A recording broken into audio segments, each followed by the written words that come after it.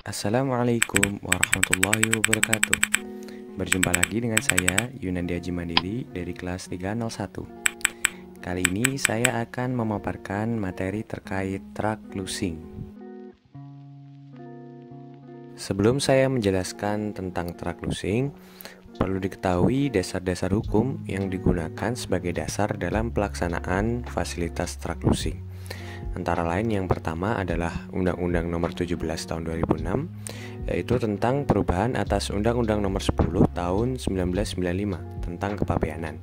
Kemudian ada PMK Nomor 229 Tahun 2015 tentang Mitra Utama Kepabeanan atau MITA. Yang ketiga ada Perdirjen Nomor 11 Tahun 2017 tentang petunjuk pelaksanaan Mitra Utama Kepabeanan. Kemudian ada PMK nomor 108 tahun 2020 tentang pembongkaran dan penimbunan barang impor. Selanjutnya ada Perdirjen nomor 9 tahun 2020 tentang petunjuk pelaksanaan pembongkaran dan penimbunan barang impor. Nah, teman-teman pasti penasaran nih, apa sih track losing? Track losing itu adalah fasilitas kepabeanan yang diberikan kepada pengguna jasa untuk melaksanakan pembongkaran barang impor yang dapat dilakukan langsung ke sarana pengangkut lain tanpa terlebih dahulu dilakukan penimbunan di tempat penimbunan sementara yang berada di area pelabuhan. Nah, fasilitas ini sendiri pastinya akan mempercepat arus barang karena barang tidak perlu lagi ditimbun di TPS, sehingga bisa langsung diangkut oleh pemilik barang atau pengguna jasa ke gudang pemilik barang atau pengguna jasa. Lalu barang-barang seperti apa sih yang bisa dapat fasilitas track losing? Barang-barang yang bisa mendapatkan fasilitas track losing itu antara lain yang pertama adalah barang yang telah mendapatkan persetujuan pengeluaran barang, kemudian barang yang mempunyai bentuk, sifat, dan karakteristik tertentu yang secara teknis itu tidak memungkinkan untuk ditimbun di TPS, kemudian barang yang diangkut lanjut. Lalu gimana sih prosedur dari permohonan track losing ini? Prosedurnya itu dari si pengangkut nanti menyampaikan pemberitahuan track losing kepada kepala kantor kepabeanan atau pejabat yang ditunjuk sebelum dilakukan pembongkaran barang impor langsung ke sarana pengangkut. Di mana pemberitahuan itu minimal memuat yang pertama adalah alasan pembongkaran, kemudian nomor dan tanggal BC11 dan nomor pos atau subpos, kemudian nomor dan tanggal dokumen penyelesaian kewajiban pabean dalam hal telah mendapatkan persetujuan pengeluaran barang. Nah, di syarat barang tadi kan ada barang-barang yang memiliki karakteristik tertentu yang tidak dapat ditimbun di TPS. Salah satunya adalah barang cair, gas, dan atau barang curah lainnya. Atas barang-barang tersebut dapat dilakukan pembongkaran melalui jalur pipa, sabuk conveyor atau conveyor belt, dan atau alat pembongkar lainnya yang dihubungkan dari sarana pengangkut laut ke sarana pengangkut darat dan atau tempat penimbunan. Selanjutnya nih, terkait force majeure.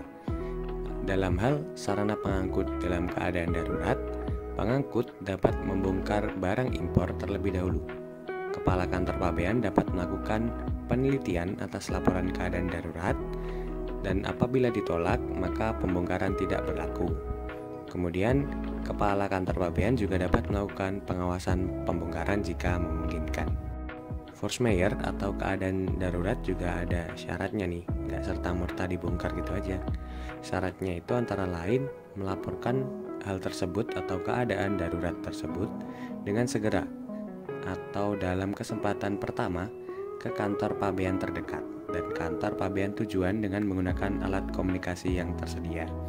Kemudian menyerahkan inward manifest ke kantor pabean terdekat paling lama 72 jam setelah pembongkaran. Nah, kemudian ini sedikit terkait teknisnya ya, teknis terkait alur pemberitahuannya. Yang pertama dari pemohon atau pengguna jasa itu mengajukan permohonan ke kepala kantor pabean. Kemudian kepala kantor pabean melakukan penelitian pemberitahuan yang disampaikan dan dapat dilakukan pengawasan. dalam hal dilakukan pengawasan pembongkaran, apabila barang impor telah mendapatkan persetujuan pengeluaran, maka dilakukan pengawasan traclusing dan membuat laporan hasil pengawasan. Namun, apabila barang tersebut belum mendapatkan persetujuan pengeluaran, maka dilakukan pengawasan traclusing, kemudian melakukan penyegelan, membuat BA penyegelan, lalu membuat laporan hasil pengawasan. Setelah dilakukan pengawasan, maka akan terbit laporan hasil pengawasan. Pejabat bea cukai yang menerima laporan tersebut akan mencocokkan dengan data yang ada di inward manifest. Apabila datanya sesuai, maka pejabat bea dan cukai menyampaikan salinan laporan hasil pengawasan kepada pejabat yang menangani perizinan dan mengadministrasikan laporan tersebut. Kemudian apabila tidak sesuai, maka akan dilakukan penelitian lebih lanjut terkait lebih atau kurang bongkar. Kemudian menyampaikan salinan laporan hasil pengawasan tersebut kepada pejabat yang menangani perizinan dan menyampaikan laporan pengawasan kepada pejabat pemeriksa dokumen apabila barang yang diajukan adalah barang curah.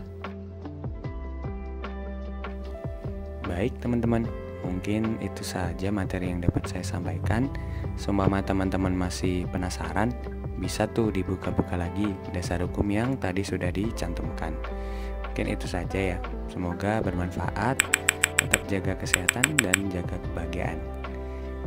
Terima kasih. Wassalamualaikum warahmatullahi wabarakatuh.